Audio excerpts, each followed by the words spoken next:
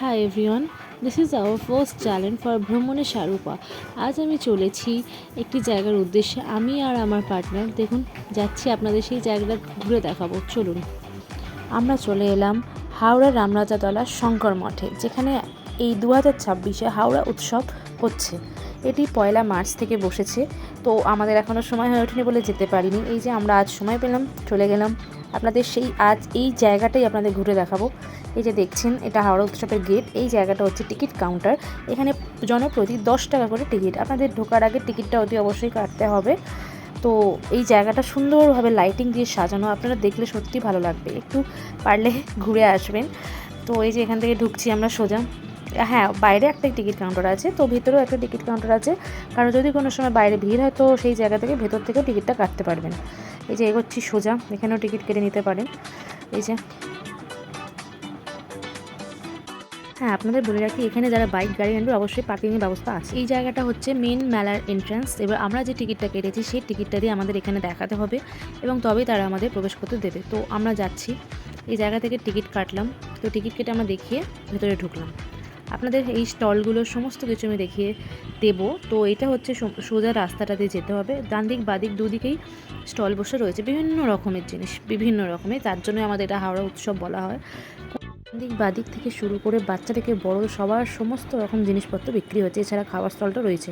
এবার আমরা যাচ্ছি, যেতে যেতে বাদিকে আমাদের একটা স্টল চোখে পড়লো। এই যে এই স্টলটা হচ্ছে সমস্ত রকম পিওর কটন যাকে বলে, মেয়েদের সমস্ত কিছু রয়েছে। প্লাজো থেকে শুরু করে short top, short kurta, half pant, jeggings, cotton kurta set, এই সমস্ত কিছু বিক্রি হচ্ছে। তো খুবই রিজনেবল প্রাইস দেখলাম। এবার চলে এলাম জুয়েলারি শপ। অবভিয়াসলি এটা মেয়েদের খুবই খুবই পছন্দের একটা স্টল। আর মেলা মেলা মানে কি, হরেক মাল সমস্ত কিছু 30 কি 40। তো আমরা চলে এলাম একটা স্টলে। এখানে যা সমস্ত দেখছেন জিনিস সমস্ত কিছুই 40 করে। এই যে কানের ইয়াররিংস, বিভিন্ন রকমের স্টাইলিশ স্টাইলিশ ইয়াররিংস রয়েছে, যা সমস্ত কিছু 40 করে। এই যে নেকলেসগুলো দেখছেন, জাস্ট সিম্পল একটা চেনের মধ্যে লকেট, এগুলো হচ্ছে সমস্ত কিছুই 40 করে। এই যে এই ক্রাঞ্চেসগুলো দেখছেন, এগুলো গার্ডার থেকে শুরু করে ক্লিপ প্যাটার্ন, এই যে সমস্ত কিছুই রয়েছে, এগুলো কিন্তু 20 করে। এগুলো আমার খুবই ভালো লাগলো। তারপর এলাম এই কাপ বাটি প্লেটের সেট। তো এই প্লেটটা আমার একটু চোখে পড়লে, একটু ইউনিক।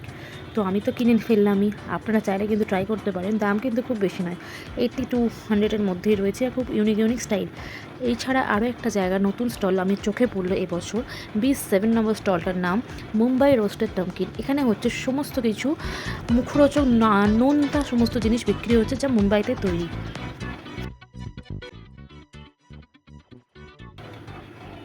এরপর তো রয়েছেই ঘরের সমস্ত স্টিলের বাসনপত্র, যা যা বিক্রি হয়। এবার একটু দেখাই বাচ্চাদের স্টল। দেখুন এখানে বাচ্চাদের স্টিকার বুক থেকে শুরু করে শার্পনার, ইরেজার, বিভিন্ন প্যাটার্নের শার্পনার, ইরেজার, এছাড়া তো খেলনা থেকে শুরু করে সমস্ত কিছুই রয়েছে। কি রিং, এই সমস্ত কিছু রয়েছে। আপনারা পারলে একবার বাচ্চাদের স্টলগুলোও দেখবেন।